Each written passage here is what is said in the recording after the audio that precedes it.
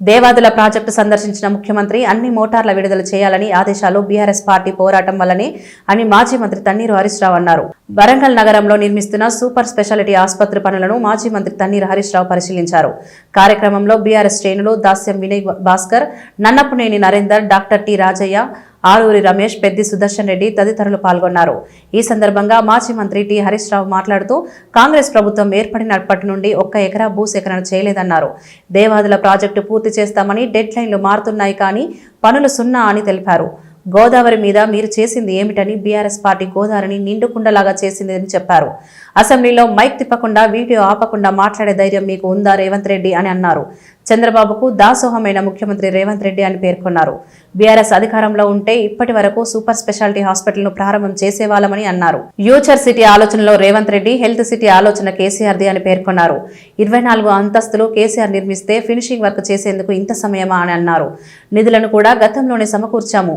కాంగ్రెస్ ప్రభుత్వ ఆగడాలు రోజురోజుకి పెరుగుతున్న ఓపిక పడుతున్నాం. ఇక పట్టేది లేదు. హాస్పిటల్ ను ప్రజలకు అందుబాటులో తీసుకురాకపోతే ఇక్కడే ధర్నాకు దిగుతామని చెప్పారు. కక్షలు కాదు రేవంత్ రెడ్డి, హెల్త్ సిటీ కట్టు అని అన్నారు. గత టీఆర్ఎస్ ప్రభుత్వంలో ప్రారంభించిన ప్రతి పనిని పూర్తి చేయాలని టీఆర్ఎస్ పార్టీ పక్షాన డిమాండ్ చేశారు.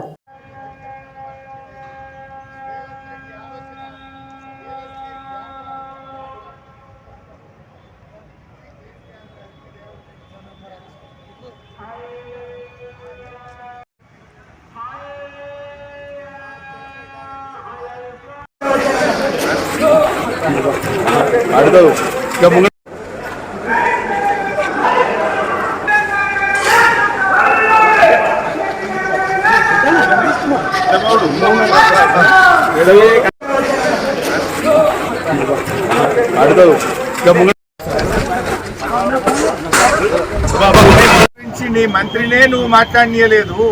రేపు అసెంబ్లీలో మాకు మైక్ ఇస్తావా? నువ్వు మమ్మల్ని మాట్లాడిస్తావా?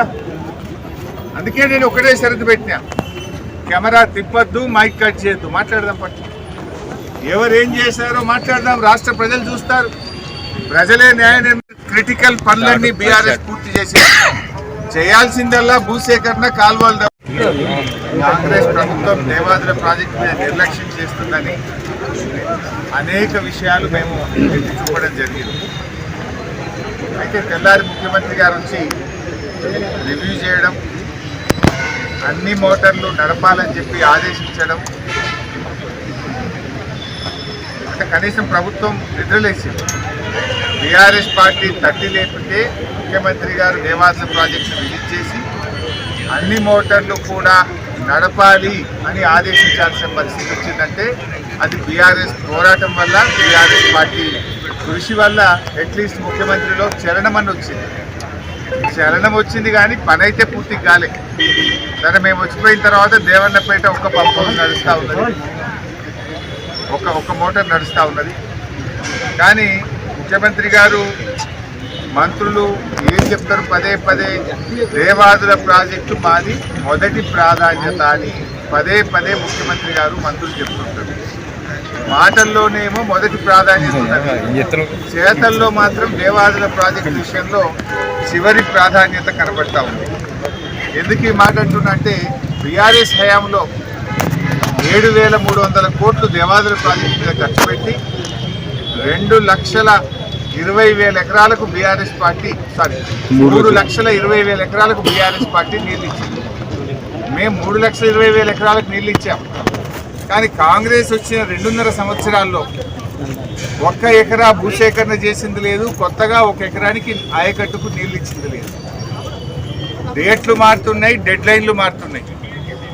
పొంగులేటి శ్రీనివాసరెడ్డి గారు వరంగల్కి వచ్చి పెట్టిన ప్రెస్ మీట్లో మార్చి 2026 నాటికి దేవాదుల ప్రాజెక్టు పూర్తి చేస్తామని పొంగులేటి గారు ఒక డెడ్ లైన్ పెట్టారు.